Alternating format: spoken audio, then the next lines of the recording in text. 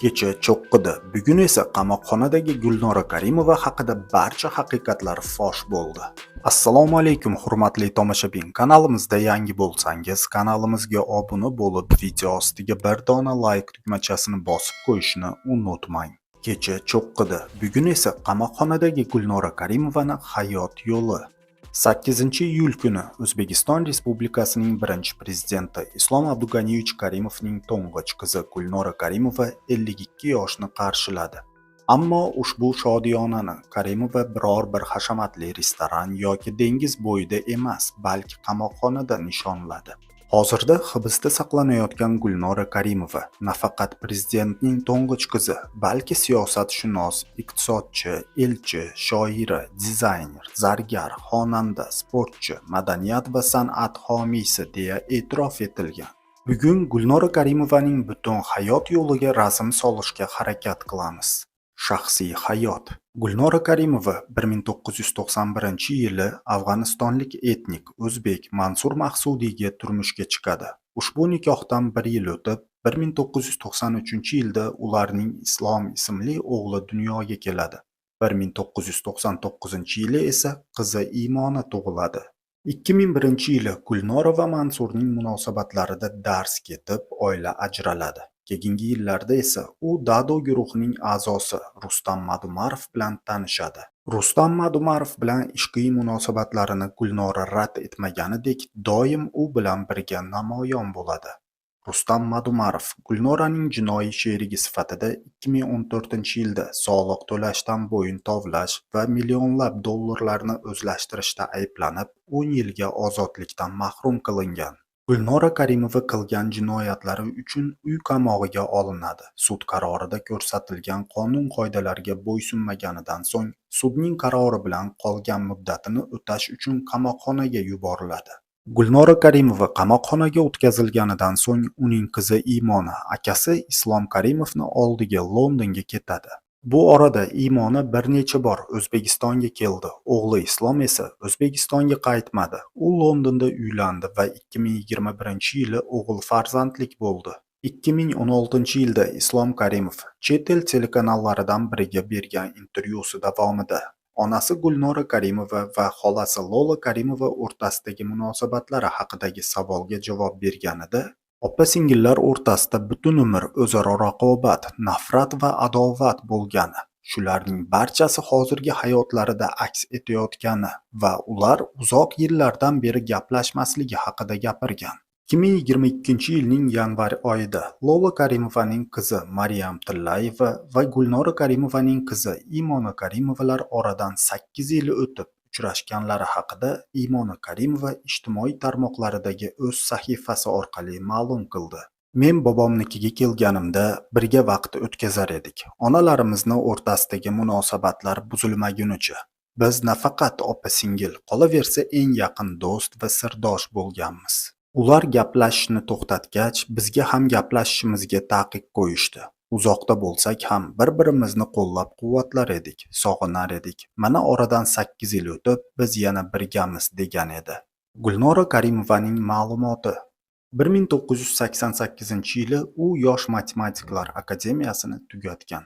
1994-yili Toshkent davlat universitetining falsafa va iqtisodiyot fakultetini xalqaro iqtisodiyot yo'nalishini bakalavr darajasi bilan tamomladi. Shu bilan bir vaqtni o'zida 1992-yili Nyu-Yorkda Moda texnologiyalar institutida tahsil oldi.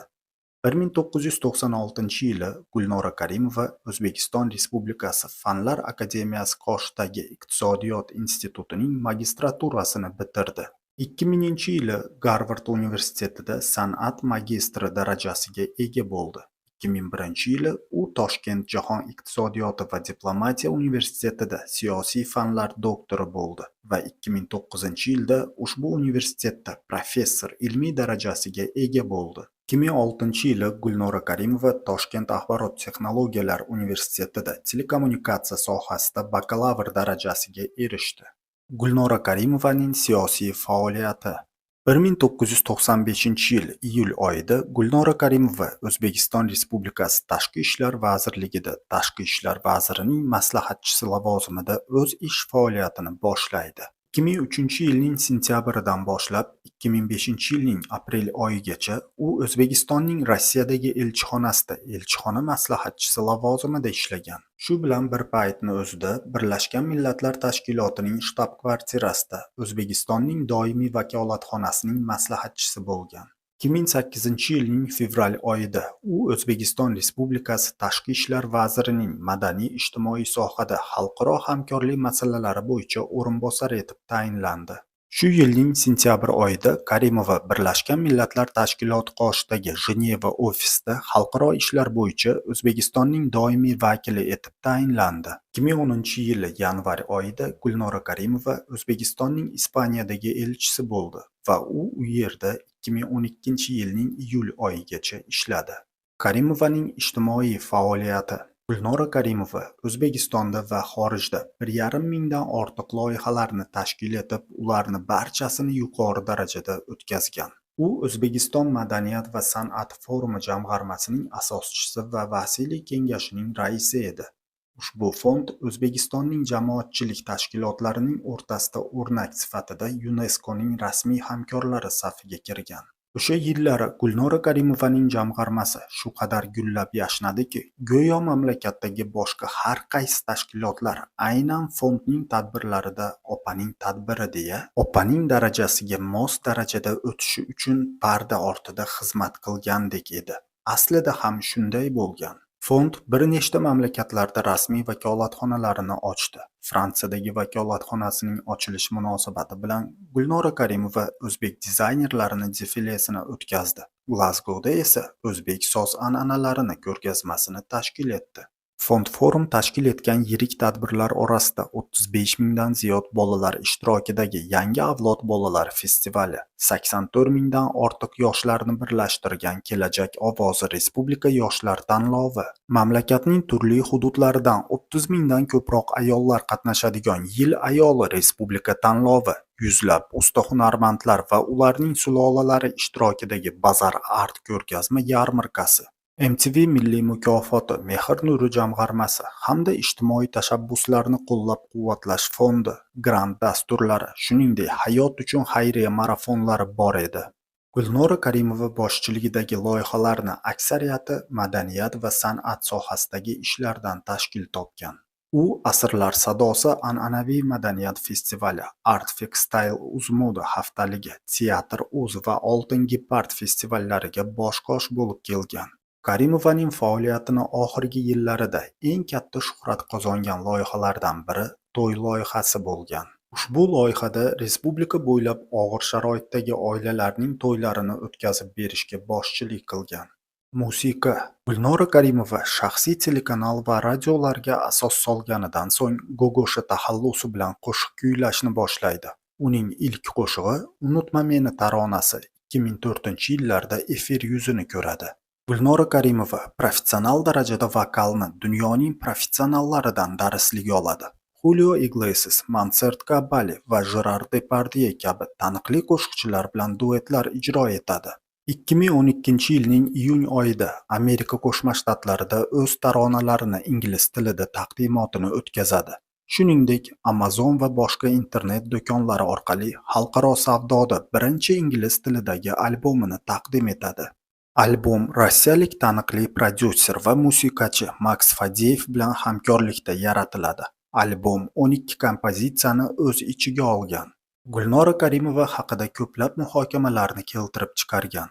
Sochimni mayda o'ring ota qo'shig'ini 2012-yilda kuylagan.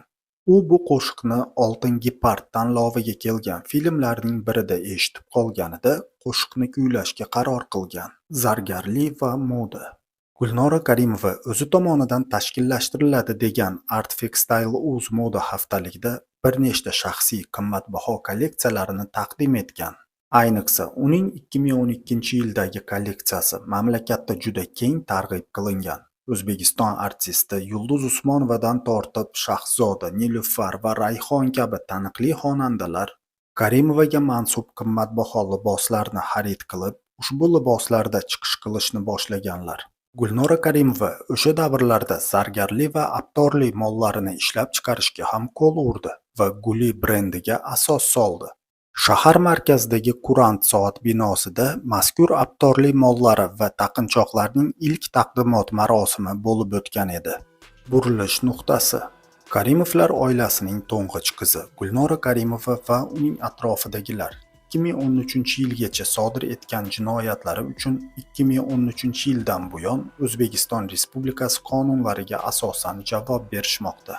U 2015-yilning avgustida, ya'ni birinchi prezident Islom Abdug'aniyevich Karimov davrida bir qator moliyaviy jinoyatlarni sodir etganlikda aybdor deb topilgan va unga nisbatan 5 yil muddatga ozodlikdan cheklash jazosi tayinlangan va uy qamog'iga olingan.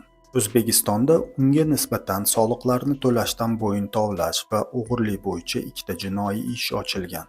Ushbu ikki holatda davlat va fuqarolarning manfaatlariga yetkazilgan zararning umumiy hajmi 1 trillion 270 milliard 200 million so'm, dollarga 65,8 million dollar ekani, yevroga 26,1 yevro ekani aytilgan. 2017-yilda Karimovani ishi qayta ko'rib chiqilib, 5 yil ozodlikdan cheklash jazosi 10 yillik qamoq jazosiga almashtirilgan va qamalgan. 2018-yilning dekabr oyida reydlar bilan shug'ullangan uyushgan jinoiy guruh tuzishda Karimovaga ayblov e'lon qilingan va unga nisbatan yangi jinoiy ishi qo'zg'atilgan. Bosh prokuratura ma'lumotlariga ko'ra, ushbu ish doirasida yetkazilgan zarar 165 million dollar va 85 milliard so'mdan qariyb 9 million dollargacha tashkil etgan. 2019-yilning 14-mart kuni Gulnora Karimova Toshkent viloyati Zangiota tumanida joylashgan 21-sonli jazoni o'tash koloniyasiga olib kelingan va 7-otryadning 2-sektori umumiy rejimiga joylashtirilgan. 2020-yilning 18-mart kuni yopiq tarzda o'tkazilgan sud majlisida sudning hukmi bilan Gulnora Karimovaga nisbatan 13 yil 4 oy muddatga ozodlikdan mahrum qilish jazosi tayinlandi. Jinoyat qonunchiligi normalariga muvofiq hamda bir nechta jinoyat va hukmlar majmui bo'yicha jazo tayinlanganini inobatga olingan holda jazo muddatini 2015-yil 21 avgustdan boshlab hisoblash belgilandi.